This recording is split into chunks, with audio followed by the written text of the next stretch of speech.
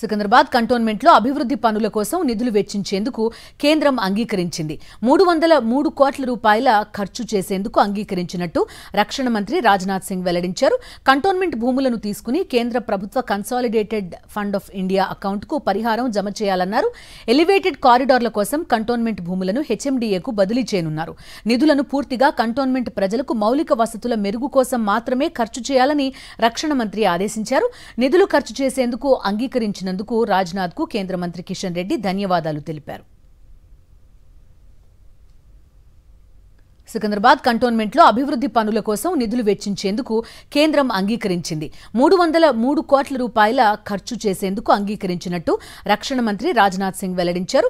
Cantonment భూములను తీసుకుని కేంద్ర ప్రభుత్వ కన్సాలిడేటెడ్ ఫండ్ ఆఫ్ ఇండియా అకౌంట్కు పరిహారం జమ చేయాలన్నారు. ఎలివేటెడ్ కారిడార్ల కోసం కంటోన్మెంట్ భూములను హెచ్ఎండిఏకు బదిలీ చేయనున్నారు. నిధులను పూర్తిగా కంటోన్మెంట్ ప్రజలకు మౌలిక వసతుల మెరుగు కోసం మాత్రమే ఖర్చు చేయాలని రక్షణ మంత్రి ఆదేశించారు.